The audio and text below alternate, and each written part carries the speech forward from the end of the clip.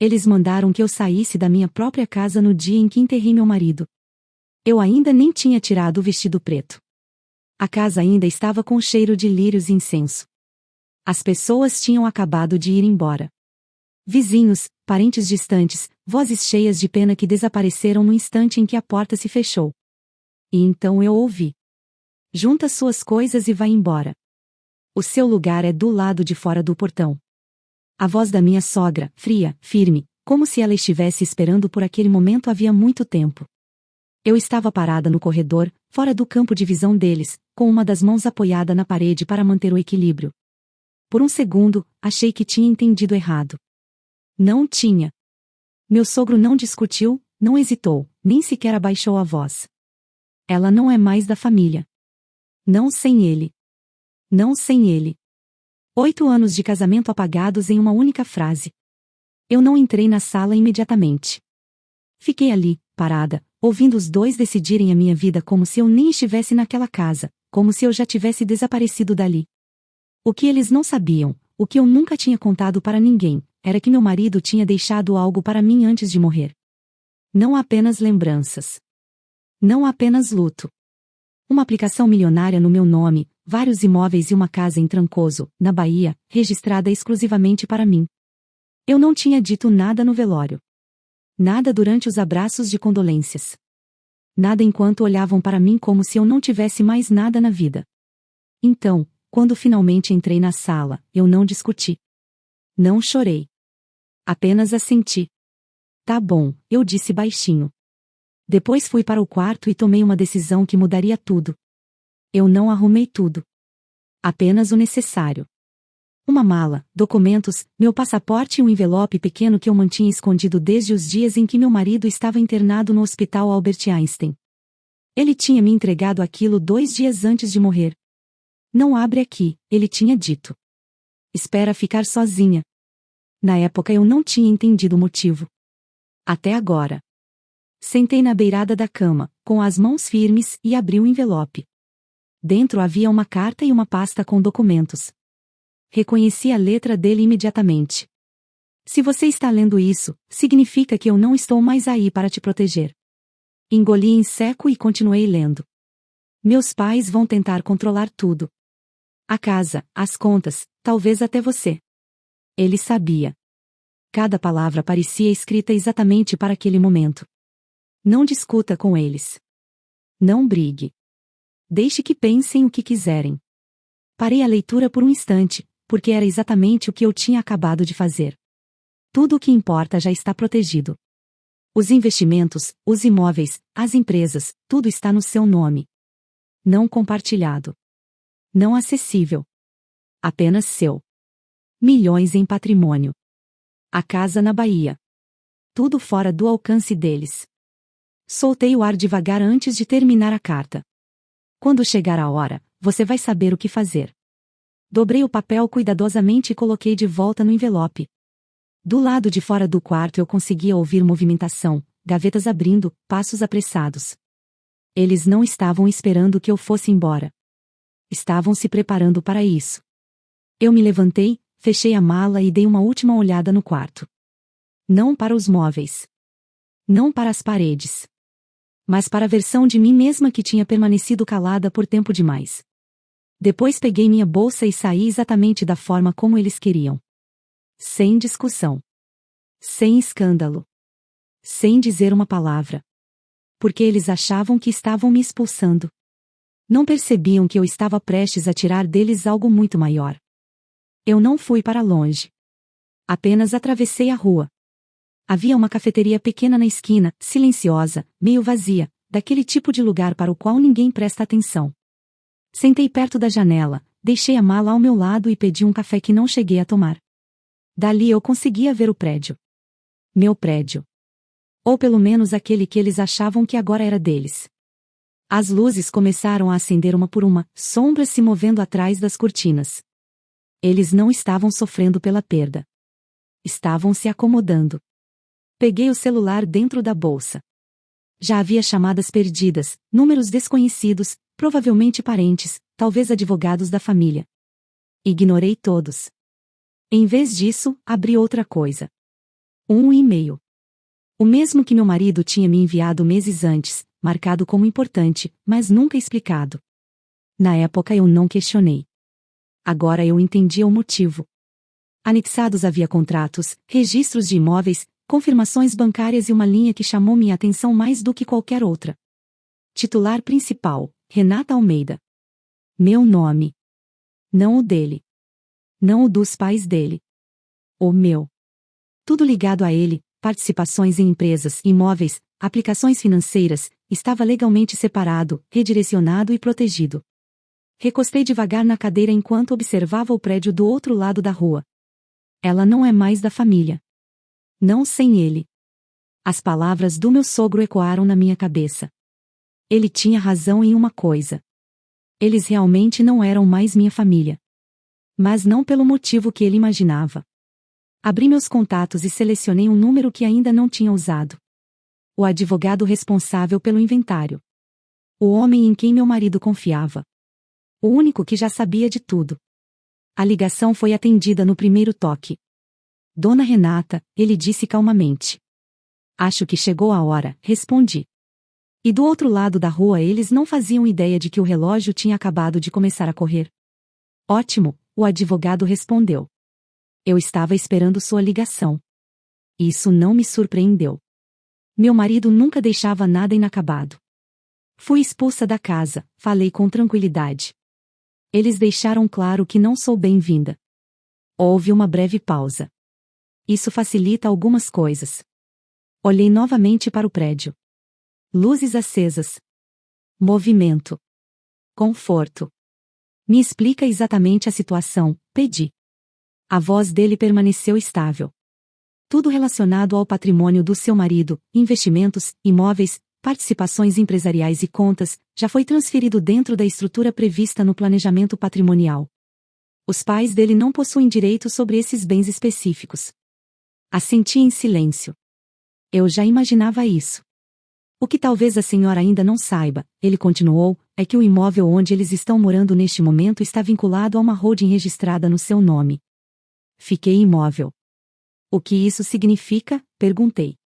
Significa que eles não são proprietários, respondeu. São apenas ocupantes. E, a partir de hoje, sem autorização formal. Sem autorização. Aquela expressão teve um peso diferente. Não era emoção. Não era vingança. Era algo jurídico. Frio. Objetivo. Quais são as minhas opções? Perguntei. A senhora pode permitir que permaneçam lá, ele respondeu. Ou pode iniciar um pedido formal de desocupação. Vi a porta do prédio abrir por alguns segundos. Minha sogra saiu falando ao celular, andando de um lado para o outro como se já fosse dona de tudo atrás dela. Pensei na voz dela. O seu lugar é do lado de fora do portão. Deixei aquela frase permanecer alguns segundos dentro da minha cabeça. Depois respondi. Pode iniciar o processo. Entendido. Sem hesitação. Sem perguntas. Apenas ação. Desliguei o telefone e permaneci sentada em silêncio por alguns instantes. Eu não estava com raiva. Não estava tremendo. Estava lúcida. Eles já tinham decidido quanto eu valia sem o filho deles. Agora estavam prestes a descobrir quanto valiam sem mim.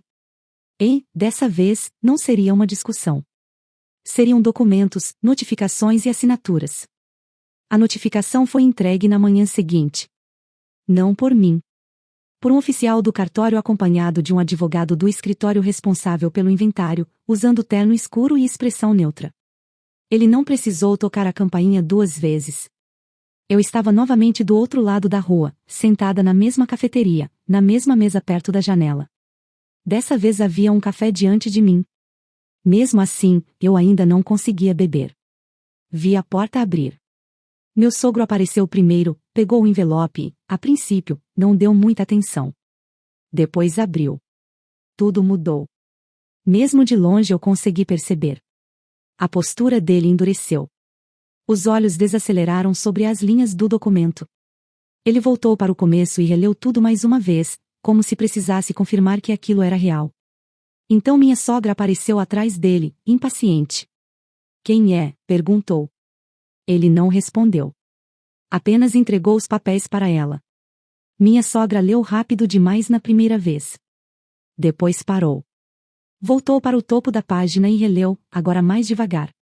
Foi nesse momento que ela levantou os olhos. Não parecia confusa.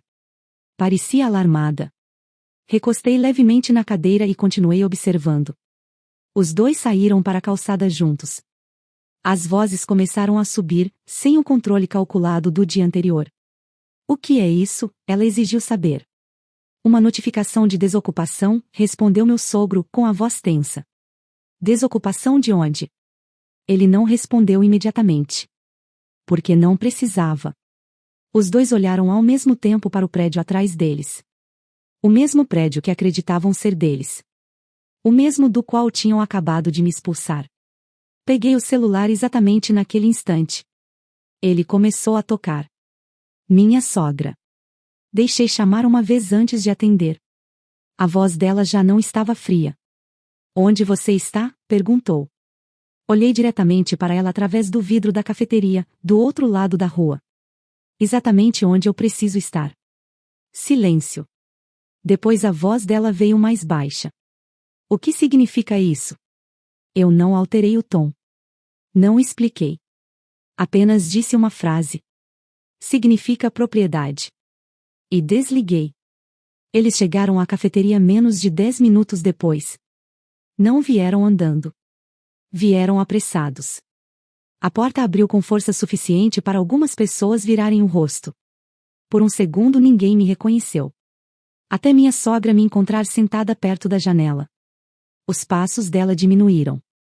Depois pararam. Patrícia, ela começou. Renata, corrigi calmamente. Meu nome é Renata. Meu verdadeiro nome. Não a versão diminuída que eles usavam quando precisavam de alguma coisa. Ela congelou por um instante antes de forçar um sorriso que não alcançou os olhos. Houve algum engano, disse rapidamente, sentando na cadeira à minha frente sem pedir permissão. Essa notificação, alguém claramente confundiu alguma coisa. Meu sogro permaneceu em pé, segurando os documentos como se eles fossem mudar-se encarados tempo suficiente. Não houve engano, respondi. O sorriso dela ficou rígido. Você não entende como essas coisas funcionam, continuou, agora com a voz mais suave. Esse apartamento, esse patrimônio, pertence à família. Sustentei o olhar dela. Pertence mesmo, respondi. Por um instante surgiu alívio no rosto dela. Só que não há parte da família que vocês imaginam. O sorriso desapareceu completamente. Meu sogro deu um passo à frente. Nós moramos ali há anos, disse. Você não pode simplesmente tirar a gente de lá. Eu não tirei, respondi. Vocês saíram sozinhos. Silêncio. Seco. Porque todos nós entendíamos exatamente o que aquilo significava. Minha sogra se inclinou na minha direção, abaixando a voz. Escuta com atenção, disse ela. A gente pode resolver isso discretamente. Não precisa transformar numa situação maior. Já virou uma situação maior. Os olhos dela vacilaram pela primeira vez. Não havia mais controle absoluto. Não havia mais certeza.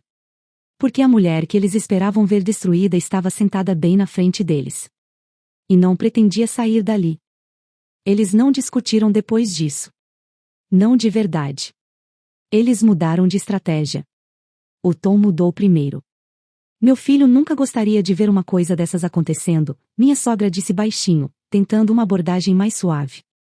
Deixei aquelas palavras pairarem por um segundo antes de responder no mesmo tom calmo. Meu marido fez questão de garantir que isso acontecesse. Aquilo a fez parar completamente. Porque naquele momento não era mais sobre mim. Era sobre ele. E eles não podiam mais discutir com o próprio filho. Meu sogro finalmente se sentou, mais devagar dessa vez. Ele jamais viraria as costas para os próprios pais, disse. Olhei diretamente para ele. Ele não virou, respondi. Só garantiu que vocês não virassem as costas para mim. Silêncio. Pesado. Definitivo. Eles tinham construído tudo em cima de uma única certeza.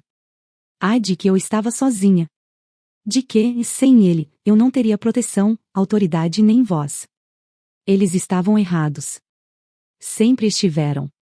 Minha sogra apertou os dedos contra a borda da mesa. O que você quer? Perguntou finalmente.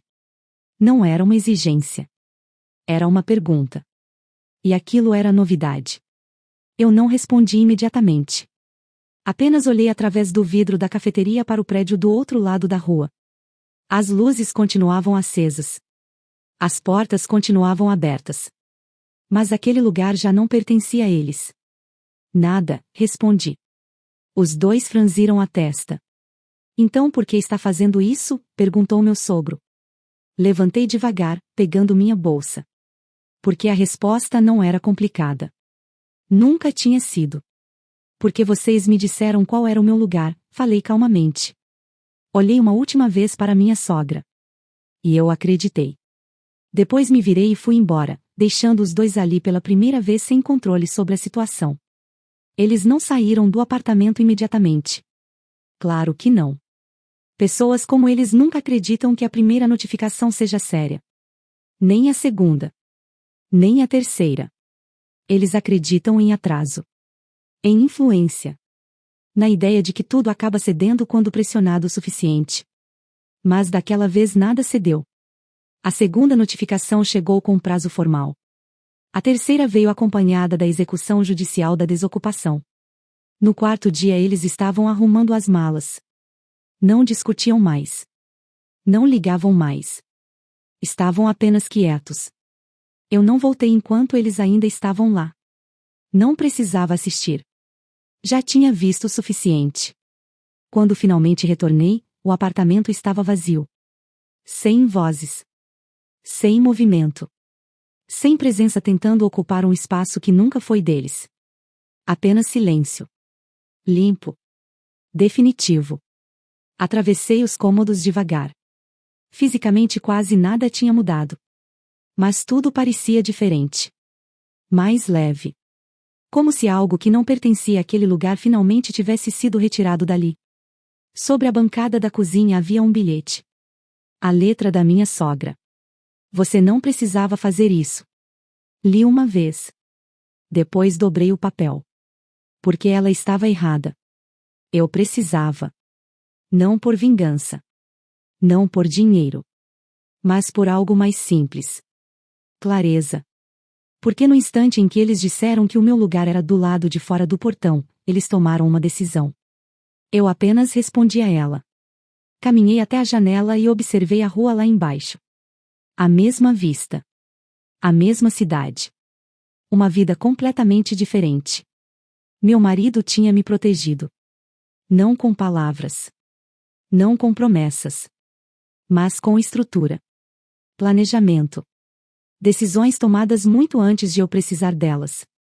E agora, pela primeira vez desde que ele tinha partido, eu não estava mais sendo expulsa. Eu estava exatamente onde deveria estar.